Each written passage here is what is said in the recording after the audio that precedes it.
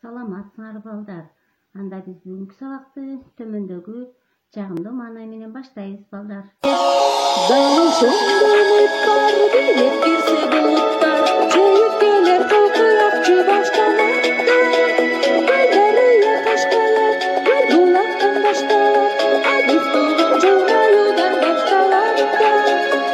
Дарыя кашкалат, бир булактан башталат, адыс болгон жылмаюудан башталат да. Күн бир эле койсо жылмайып, шолоктогон жамбыр эре басылат да.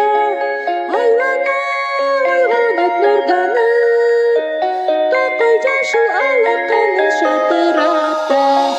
Дагы ошондой үмүт бар, бийлеп кирсе булуттар, жегип келер кылкыякчы баштан атта. Дарыя кашкалат, бир булактан башталат, адыс болгон жылмаюудан башталат да. Дарыя кашкалат, бир булактан башталат. Азаматсыңар балдар. Анда силерге суроо. Биз өткөн сабакта кайсы чыгарманы өткөнбүз балдар? Ойлонуп жооп беребиз.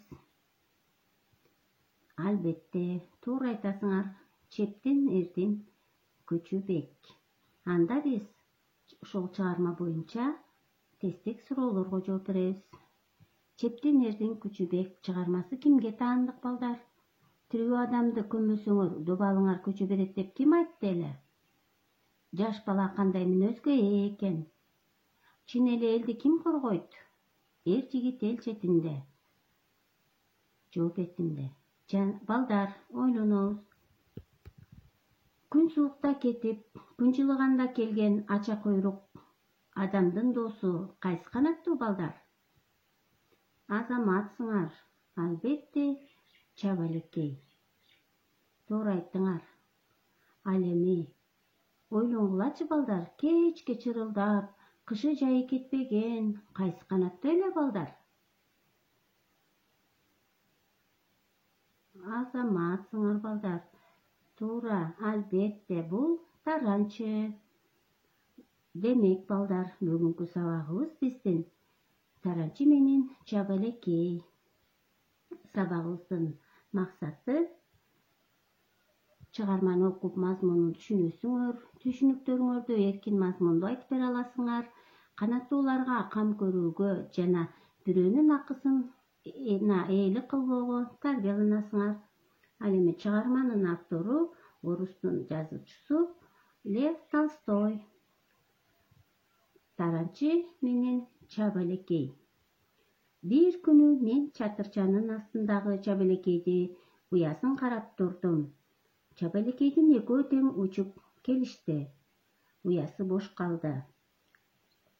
Алар учуп жүргөн убакытта чатырчадан бир таранчы учуп келип, уянын үстүнө конду. Эки жагын карап турду да, уянын ичине кирип кетти. Анан уядан башын чыгарып, чыркылдай баштады. Анын артынан бир аздан кийин уяга чабалекей учуп келди. Ал уяга кирип баратып, уясында отурган мейманды көрө коюп, канаты менен отурган ордун бир чапты да учуп кетти. Таранчы уядан чыккан жок. Отуруп алып, чыркылдай берди. Чабалекей кайра дагы уяга учуп келип, отурган таранчыны көрдү да учуп кетишти. Алар бекер учуп келишкен жок. Ар кимиси ооздоруна балчыктан алып келип, аз-аздан уянын жылчыгын бүтөй беришти. Ал эми жылчык кичирее берди. Адегенде уядан таранчынын мойну жана башы көрүнүп турган эле. Андан кийин башы эле көрүнүп калды. Акырында такыр эч немеси көрүнбөй калды.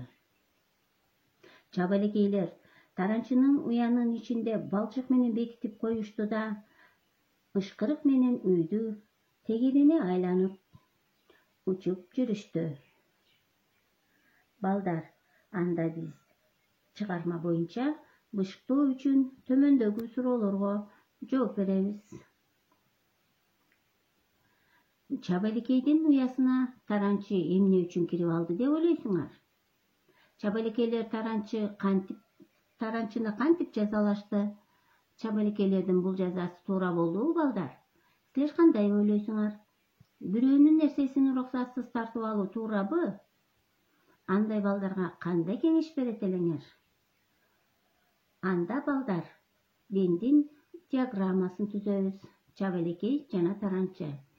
Таранчы акылсыз, ынсапсыз, кичинекей, жалкоо, даярды жакшы көрөт. Ал эми чабалекей мээнеткеч, ача койрук, ынтымактуу, акылдуу жана адамдын досу экен. Экөөнүн окшош жагы канаттуу, учат жана уя салышат. Балдар, анда эмесе үйгө тапшырма чыгарманы окуп чыккыла, жумушчу дептериңерди толтургула. Ынсапсыз таранчы эми кандай күндү көрөт? Чыгарманын мазмуну боюнча сүрөт тарткыла. Чыгарма боюнча мазмунун айтып мага жөнөткүлө, балдар. Азамат, саламатта.